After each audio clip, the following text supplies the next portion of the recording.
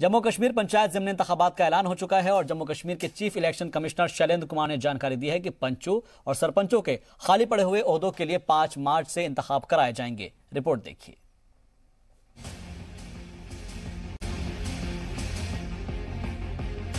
जम्मू कश्मीर की तश्कील 9 के बाद एक बड़ी सियासी हलचल होने जा रही है।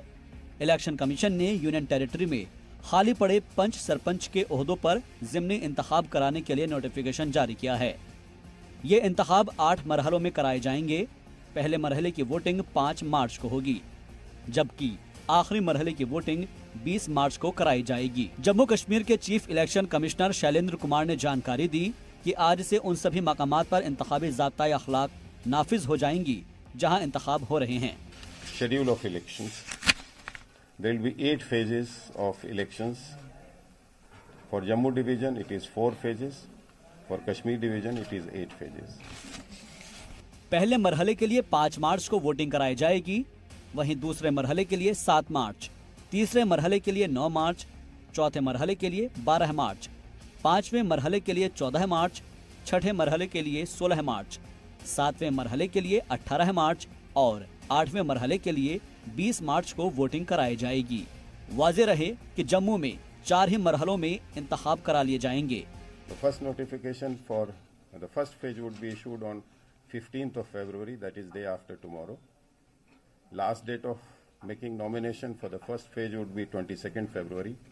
Date of scrutiny on 24th February. Last date for withdrawal of candidature is 26th February. And date of poll, wherever it is necessary, will be 5th of March. Similarly, for second phase, 17th February, 24th February, 25th February, 27th February is the last date of withdrawal, and 7th March would be date of poll. For third phase, notifications will be issued by the Deputy Commissioner on 19th February, and 9th March would be the date of poll. Fourth phase, 22nd February, will be the notification date, and 12th March will be the date of poll.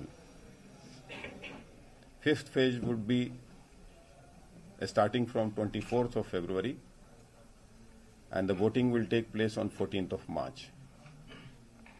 Sixth phase notification will be issued on 26th of February, and voting will take place on 16th of March.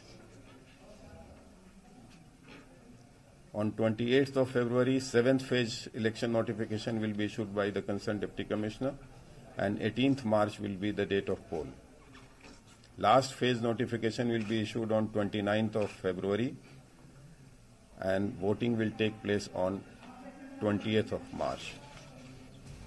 Article 370 हटने के बाद जम्मू कश्मीर में यह पहला इंतखाब है। वहीं union territory Ladakh में इंतखाब को लेकर शैलेंद्र कुमार ने कहा कि वहां से अभी तक हमें इंतखाब कराने के लिए रिक्वेस्ट नहीं भेजी गई है, इसलिए अभी लद्दाख को शामिल नहीं किया गया है। साथ ही लद्दाख में शदीद बर्फबारी और मौसम ठीक न होने के सबब इस वक्त इंतखाब होना मुमकिन नहीं है। ब्यूरो रिपोर्ट, जी मीडिया। पंचायत के ज़िमनी इंतखाबात के ऐलान का जम्मू कश्मीर पंचायत कॉन्फ्रेंस ने खैर मकदम किया है। एक प्रेस कॉन्फ्रेंस में पंचायत कॉन्फ्रेंस के सदर अनिल शर्मा ने कहा है कि इस फैसले से पंचायती राज मजीद मजबूत होगा और लोगों की ज़मीनी सतह पर परेशानियां हल हो सकेगी। उनका यह भी कहना था कि आईनी तौर पर पंचायत के इंतखाबात 73वें तरमीम के तहत करवाकर इंतजामिया को पंचायती राज को मजीद यकीनी बनाना चाहिए, ताकि जम्मू कश्मीर के हर गाँव में पंच सरपंच तरक्याती कामों को मजीद बेहतर तरीके से करके लोगों की उम्मीदों पर खरा उतर सके। इसका भी वेलकम करते हैं कि ये इलेक्शन जो है, जैसे पिछली मरतबा बीडीसी के इलेक्शन जो है वो पार्टी बेसिस पे हुए थे, आज वही पैटर्न जो है चलाते हुए जो 73rd अमेंडमेंट की हमारी डिमांड है कि जम्मू कश्मीर के अंदर कंप्लीट 73rd पैटर्न पे इलेक्शन जो है वो करवाई जाए। हमारी डिमांड को मानते हुए एलजी साहबान ने जहां आज अनाउंस किया है कि ये इलेक्शन जो है वो पार्टी बेसिस पे होंगे, और इस चीज का हम लोग जो है वो खैर मकदम करते हैं कि इलेक्शन जो है आने वाले दिनों में पार्टी बेसिस पे जो है वो होने जा रहे हैं। उधर पंचायत ज़िमनी इंतखाब के ऐलान के फौरन बाद जम्मू कश्मीर पैंथर्स पार्टी का रिएक्शन आ गया है। पैंथर्स पार्टी के बानी भीम सिंह ने इस पर तनकीद करते हुए कहा है कि सियासी पार्टियों के ज्यादातर बड़े लीडरान नजरबंद है, ऐसे में इंतखाब कराए जाने के मायने क्या हैं? किस किस्म का चुनाव है? ये इतिहास में पहली बार ऐसा होगा कि ओपोजिशन को पाबंद और नजरबंद करके आप चुनाव करवाना चाहते हैं। ओपोजिशन की सिक्योरिटियां और गाड़ियां विड्रा करके आप चुनाव कराना चाहते हैं कि ताकि वो वोटरों के पास या कहीं जा नहीं सकें, और चुनाव भी पार्टी बुनियाद पे। बुनियादी चुनाव पंचायतों के ये पहली बार है कि आप पार्टी बुनियाद पे चुनाव करा रहे हैं, जब तमाम नेता या तो घरों में नजरबंद हैं या कश्मीर वादी से बाहर उनको रखा गया, जिनको छोड़ा गया उनसे भी बॉन्ड लिया गया। आप बोलेंगे नहीं, सरकार के खिलाफ बात नहीं करेंगे, तो उसके बाद आप चुनाव करा रहे हैं। इसलिए इस सरकार की मंशा नहीं है कि ओपोजिशन ऐसी किसी प्रक्रिया में हिस्सा ले। उधर बीजेपी लीडर और तर्जुमान अल्ताफ ठाकुर ने जी सलाम से खास बातचीत करते हुए अपोजिशन के तंज का जवाब दिया है। ठाकुर ने कहा है कि पंचों और सरपंचों का इंतखाब खुद महबूबा मुफ्ती या फारूक अब्दुल्ला लड़ने नहीं जाएंगे। उन्होंने कहा कि ये वही लोग हैं जिन्होंने बल्दिया इंतखाबात समेत पंचों और सरपंचों के इंतखाबात का बायकाट किया था। पीडीपी या एनसी की बात करते हैं। पहले जब पंचायत राज इलेक्शन हुआ था तब फारूक साहब, उमर साहब और महबूबा जी खुले थे, और तब ये कहीं हाउस अरेस्ट या डिटेंशन में नहीं थे, लेकिन तब भी उन्होंने इस इलेक्शन का बाइकाट किया था, बहिष्कार किया था, क्योंकि गरीबों का इलेक्शन और गरीबी के लिए इलेक्शन। और जहां तक मेरा मानना, देखिए डॉक्टर फारूक साहब, उमर साहब और महबूबा जी खुद तो इलेक्शन लड़ने आएंगे नहीं एक हल्के का इलेक्शन। वो तो हमेशा वो इलेक्शन लड़ेंगे जिसमें ज्यादा से ज्यादा फायदा हो, ज्यादा से ज्यादा प्रॉफिट हो। और अब 2-3 लोग जो बंद रह गए हैं, जिस लगभग सभी लोगों को तो रिहा किया गया, और जितना भी उनका कार्य है मैं समझता हूं उनके लिए मौका है। जब उन्होंने 70 साल तक यहाँ लोगों को जिस तरह गुमराह किया, आज इनको तौबे का एक मौका है। उनके लिए एक मौका है कि वो अगर चाहते हैं सच में जम्मू कश्मीर के लोग जो पिछले 70 साल से यहाँ सफर करे थे, आज अगर चाहेंगे कि वो यहाँ तरक्की करे, मुझे लगता है उनको इन इलेक्शंस में पार्टिसिपेट कर। जम्मू कश्मीर घाटी में खाली पड़ी 60% के करीब जो पंचायती सीटें हैं उनके लिए चुनाव की घोषणा कर दी गई है और नोटिफिकेशन भी जारी की गई। इस बारे में शैलेंद्र कुमार ने घोषणा कर दी और 5 मार्च के आसपास ये चुनाव किए जाएंगे। 8 चरणों के लिए चुनाव जो हैं वो किए जाएंगे, जिसके लिए तमाम तर तैयारियां जो हैं वो की जा रही हैं। इसके साथ साथ 15 फरवरी को एक दूसरी नोटिफिकेशन भी जारी की जाएगी।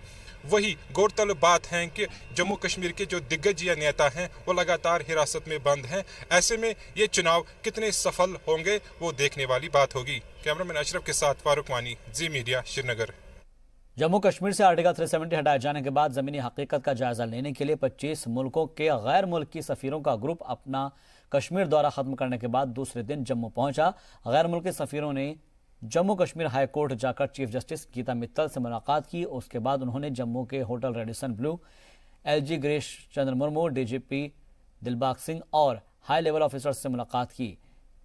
ईयू के वफ्द ने तकरीबन 25 मकामी डेलीगेशंस के साथ मुलाकात की है और इसके पहले अपने अलग अलग बयानात में डेलीगेशन ने इसमें शामिल सफीरों ने अपने दौरे के लेकर उसमें काबिल इत्मीनान इसको करार दिया।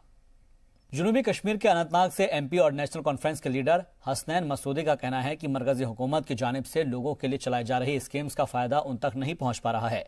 उन्होंने कहा है कि इसके लिए इंतजामिया के ऑफिसर्स के सपोर्ट की जरूरत है। जी सलाम से खुसूसी बातचीत के दौरान और क्या कहा हसनैन मसूदी ने, आइए आपको सुनाते हैं। मैं आपसे जानना चाहेंगे कि आपके फ्यूचर प्लान्स क्या है डेवलपमेंट को लेके, और बिलखुसूस जनूबी कश्मीर में आप कौन कौन से वो काम अंजाम देने जा रहे हैं? देखिए, जनूबी कश्मीर किसी वजह, कई एक वजूहत की वजह से जो तरक्की की दौड़ में उसके पीछे रह गया है, तो मेरी कोशिश होगी कि ये उस दौड़ में शामिल हो जाए। तो उसके लिए ज़रूरी है कि पहला यहाँ पर जो एनवायरनमेंट के साथ, माहौल के साथ मुताबिकत रखते हों, ऐसी इंडस्ट्रियल एक्टिविटीज़ की जाए। सबसे मेरी बात भी हुई है जो यूनियन मिनिस्टर है फूड प्रोसेसिंग की, कि यहाँ पर फूड पार्क्स और जो कोल्ड चेन है उसकी सहूलियत यहाँ पर इस्टेब्लिश की जाए। एक तो एक रोज़गार की भी बात होगी, और दूसरा हमारे रियासत में खासकर कश्मीर में कोई 25 लाख मीट्रिक टन मेवे की पैदावार होती है, तो उसको सिर्फ 5% के लिए यहाँ पर कोल्ड स्टोरेज की सहूलियत है। तो मेरा पहला मेरी कोशिश होगी कि उसको हम स्ट्रगल करें। और दूसरा रोज़गार, दूसरी मेरी ये है कि इसको हम हब बनाएं एक एकेडमिक एक्टिविटी का। एक तजवीज़ है एक लॉ यूनिवर्सिटी की बनाने की, मेरी ये मुतालबा होगा कि साउथ कश्मीर में ही, क्योंकि साउथ कश्मीर जो जैसे मैंने पहले भी गुजारिश की कि पीछे रह गया इस दौड़ में, रोजगार बहुत कम है, इंडस्ट्रियल एक्टिविटीज नफी के बराबर है। तो या तो अगर कोई ऐसा कानून है कि जिसमें ये रोजगार के वसाइल बंद करने हैं तो उनके लिए रिहेबिलिटेशन पैकेज बनाइए। जो आपने फ्यूचर प्लान बनाए तो कब आप उम्मीद रखते हैं कि आप इन पे काम करेंगे और इनको आप शर्मंदे ताबीर करेंगे? देखिए, एक तो ये है कि मेरा ये तजुर्बा है कि जो सेंट्रल स्कीम्स है वो काम उस सूरत से नहीं हो रहा है जिस सूरत से होना चाहिए। ICDS हो, ICPS हो, बाकी पोषण अभियान हो, बहुत सारी ऐसी सेंट्रल स्कीम्स हैं जो आवाम को, जो बेनिफिशियरी उनको छूती ही नहीं है और सारा पैसा खर्च किए बिना ही वापस चला जाता है। और जो बजटरी एलोकेशंस होती हैं वो बिल्कुल ऐसे ही रह जाती हैं।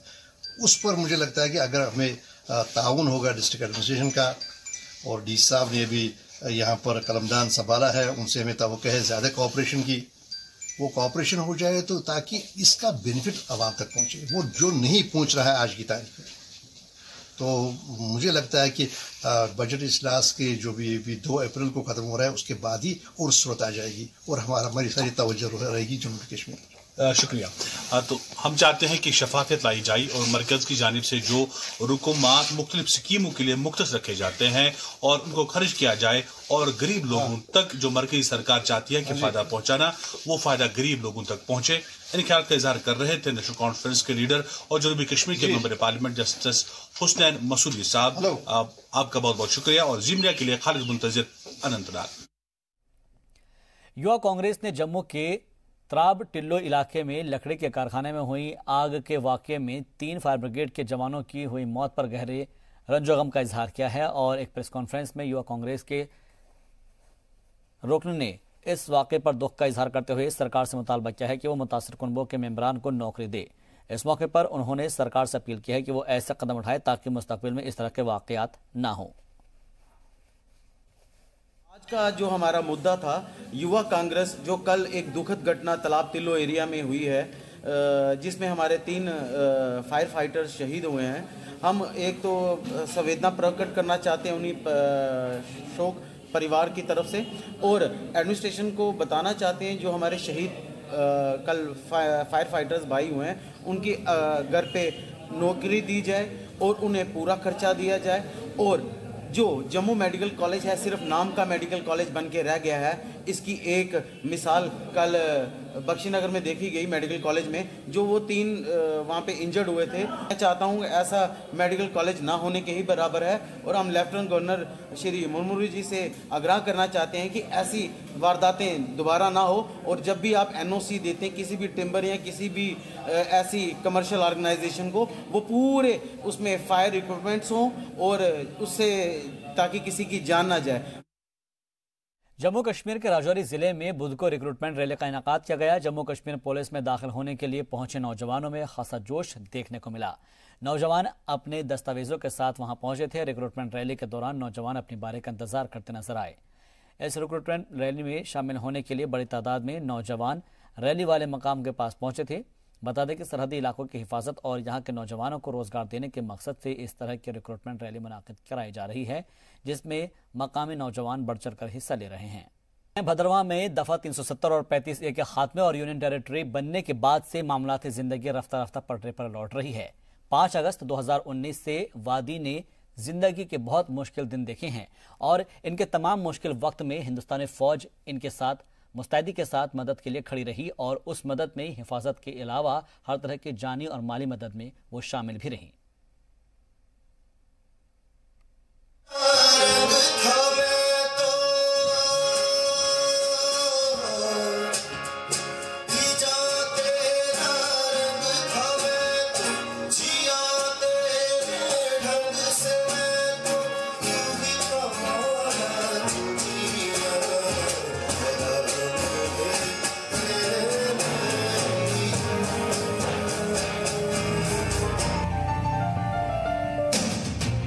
पाँच अगस्त 2019 के बाद से वादी की जिंदगी में मुकम्मल तौर पर तब्दीलियां आ गई।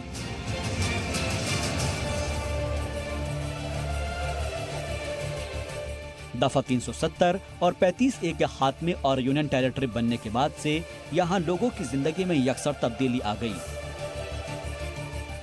इस दौरान वादिया कश्मीर के लोगों ने जिंदगी के बहुत मुश्किल दिन देखे हैं, लेकिन हमें अपनी फौज और सलामती दस्तों को मुबारकबाद पेश करनी चाहिए कि उन्होंने इस दौरान वादी के शहरियों की हर मुमकिन मदद की और इनके साथ ही मुस्तैदी के साथ खड़ी रही।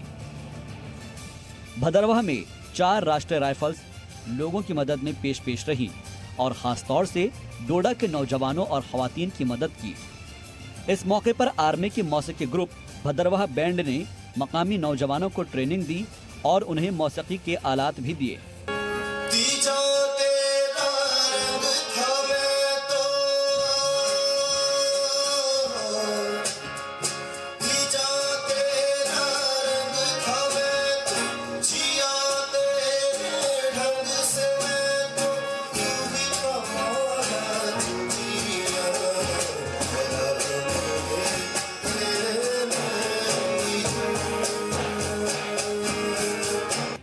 इस तरह की सरगर्मियों की वजह से ये नौजवान ड्रग और दीगर एंटी सोशल और एंटी नेशनल चीजों से बचते हैं। 4RR कर्नल DD पांडे का ख्वाब था कि नौजवानों की एनर्जी का सही इस्तेमाल किया जाए।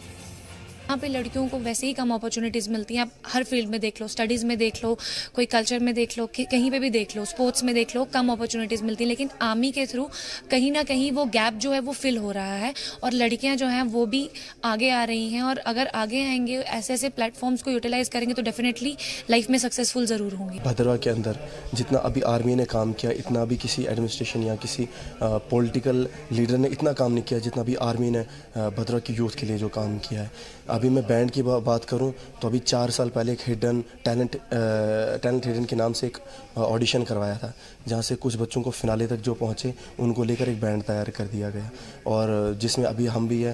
तो ये एक पॉजिटिव मैसेज है पूरी भदरवाह की यूथ के लिए कि मतलब अभी जहाँ पे भी जो भी हिडन टैलेंट है वो, और हर बार ये ऑडिशन लेते जा रहे हैं आर्मी की तरफ से। हर महीने, हर 2 महीने या 3 महीने के बाद ऑडिशन होते रहते हैं कि अगर कोई भी किसी के पास टैलेंट है वो वहाँ पे शो कर सकता है और इस बैंड में आ सकता है। और एक बहुत बड़ा पॉजिटिव मैसेज है पूरी यूथ। चनाब वैली में आर्मी ने जब देखा कि यहाँ के दर्जनों गांवों में बिजली नहीं है और कुछ गांव ऐसे हैं जहां कागजों पर बिजली होने की तस्दीक की गई है लेकिन गाँव में नहीं है, फिर 4RR ने अपनी कोशिश से सोलर लाइट्स लगवाई। फौज ने भदरवाह के थनाला में 35 लाइट्स और डोडा के गनोरी खारा में 10 लाइटें लगवाई। अब इसको चिनाब के दूसरे बालाई इलाकों तक पहुंचाने का हदफ है, जिसमें तकरीबन 20 से 30 सोलर लैंप लगाए जाएंगे। बहुत ही ज़रूरत थी ये लाइटों की, तो उसमें मदद हमने 4RR ने की, बहुत ही मदद की। वहाँ पे आज जो है शाम के टाइम बहुत ही अच्छा लग रहा है। वहाँ पर जो अंदर बाहर निकलने में जो हमें दिक्कत आती रही, लेकिन वो आज नहीं है। बहुत ही अच्छा है उधर हमारी वो रोशनी शाम के टाइम बहुत ही होती है। उनका शुक्रगुजार हूँ मैं 4RR का, मैं उस बात का शुक्रगुजार हूँ। उन्होंने इतना सा हमारी उस इलाके का, उस पंचायत का किया है, बहुत ही उनका हम शुक्रगुजार हैं। उन लाइटों से हमें बहुत ही फ़ायदा मिला।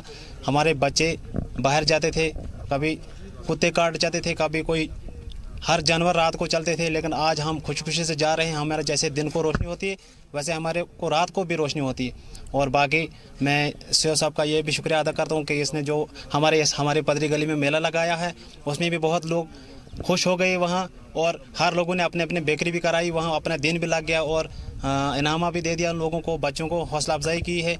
बाकी जहाँ इनका हो सकता है वहाँ ये अच्छाई करता रहता है। जहाँ हमारे खिता चनाब में आता है, ये जो भी स्कीम आती है वो हम तक भी पहुँचती है।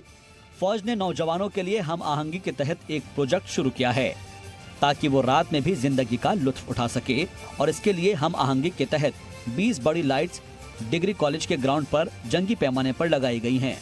इसके अलावा डोडा की सिविल इंतजामिया के इश्तराक से नौजवानों के लिए तरबियती कैंप लगाए गए ताकि उन्हें कौमी धारा से जोड़ा जा सके।